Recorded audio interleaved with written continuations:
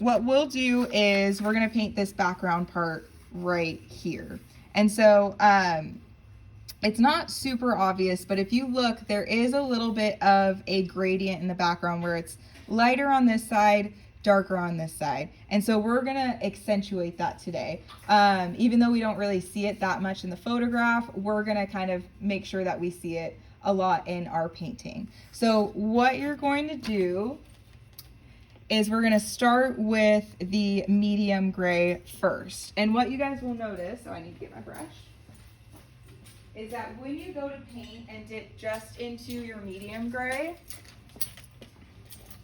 or just into your paint, and actually I already put stuff in this, the paint is really thick. So when you go to put it on, it's not gonna give you like a nice clean brush stroke. You're gonna have areas that come out nice and thick, but areas that look like they're like almost like just too dry. It's gonna feel like the paint is too dry. So I'm gonna come around with your oil painting medium, the walnut oil. I'm gonna come around with this and I'm just gonna put a little dot, something about like that, on your paint palette. And what this is going to do is you'll be able to mix this with your paint to make it flow a little bit easier, to get a little bit better of just like a feeling with the paint as you're working with it. So there's two different ways you can work with the medium that I'm gonna give you, this walnut oil. The first way is, and basically all it does is it kind of thins out your paint. So it makes it so it's a little bit easier to brush. First way you can use the walnut oil, which my old art professor never said to do this, but honestly I do it all the time and I think it works better. But first thing you can do is you can take just a little bit of that oil. I'm just dipping a tiny bit of my brush into it, and you can take that, dip your brush into it a little bit, and then kind of mix it in with your paint a little bit with your brush. So kind of dab it on there a few times, and then go to your canvas and paint with that. And you'll notice that it's going to feel a little bit thinner. It's going to spread a little bit nicer. If you feel it start to get thick again, you just dip a little bit. Notice I'm dipping like the corner of my brush into there. I'm not like dunking it in. So just needs a little bit. And what you guys will notice about oil paint is that it should be opaque. You shouldn't see like streaky brush strokes that are showing the paper from underneath. That's something really nice about oil paint, is that it looks really solid on your first layer. And part of the reason for that is because it's so thick. Now, something else that you can do if you don't want to dip your brush into the walnut oil, your medium, and then go straight to the paint, you can take your palette knife, scoop up a little bit of that walnut oil, and then you can actually mix it into your paint. Now, the consistency we're going for is still going to be kind of thick. I'm going to combine these together because these are the same color. Still gonna feel thicker than acrylic paint, so you don't want to use too much. If you start to, and you'll know if you use too much because you'll start to see like really brush strokey, like the paint will look like it's see-through, and that's not what we're going for. And so what you're gonna do first is you're gonna find the right consistency, and you're going to paint the entire background with your medium gray value. You want it to look something like this tone over here, but if it doesn't match exactly, that's okay. If it's a little bit lighter, if it's a little bit darker, that's fine. I don't really want you guys to waste your time on trying to match the values exactly on the background, because the background's not that important. Make sure when you're doing this, you go all the way to the edge of your circle. You can even overlap into your circle a little bit. What I don't want to see is you guys not painting all the way up to the edge and leaving a little bit of space in between your line. So we're going to start with that. And then the second part, after you paint the entire area, and you go all the way to your circle, after you paint that entire area, make sure you go all the way up to the edges.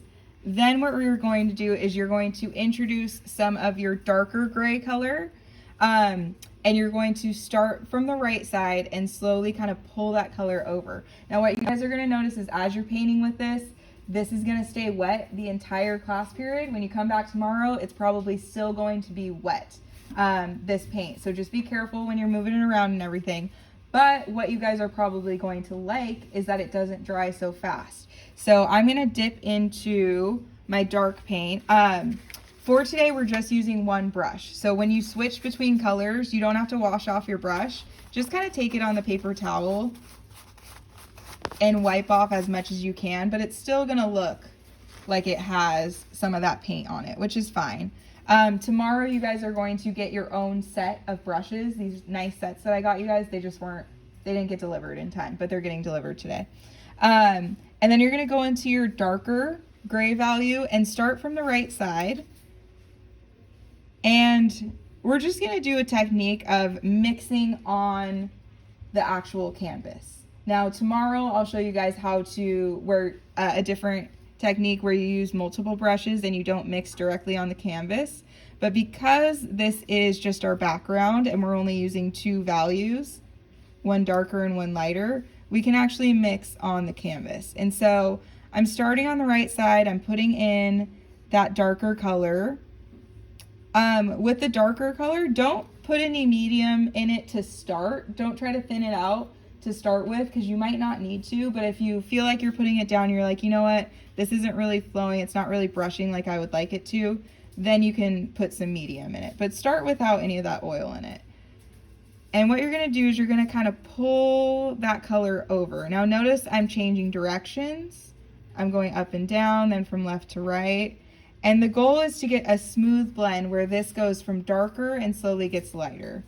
And so I start on the right side, kind of pulling it over. Because this is still wet, I can get really nice smooth blends and go back and forth. And notice I'm not really like being too cautious around the edge of my sphere, because we're gonna cover that later. That's one of the reasons you wanna do your background first, so you don't have to worry about painting into something that you've already painted, because we can cover over that nice and easily. But going back and forth, and you guys are going to notice that you're going to start to be able to get really, really nice, smooth blends. Now, if you do something like this, I don't know, yeah, you guys can see that pretty well. See how I got like a dark paint stroke on there? That's just because I have a little too much dark paint on here. So what I'll do is I'll take my paper towel and my brush, and I'll wipe off my brush so that some of that dark paint comes off. And then I can go back over with just the brush and kind of blend all of that in. So your guys' goal today is to get a nice smooth background that shows it going from your medium gray value to something a little bit darker. Notice that my dark value, or my dark paint, is not the same value as what I painted on, because that light paint that was underneath mixed in with the dark paint. So it doesn't go all the way to this darkness, like a really dark gray. It kind of is pretty subtle. So we want it to be noticeable, but not so noticeable that it looks like it turns black on this side. Okay? So again, to repeat that, you guys are gonna do the whole background first, that top half of the background, with your medium value. If you need to mix a little bit more first. You'll add in the walnut oil, medium, as needed. I'm gonna come around and drop a little bit on each of your guys' papers as you're working on your palettes. And then you'll start to slowly, from the right and bring it towards the left, add in that darker gray value and trying to get a really nice smooth blend with it. All right, so if you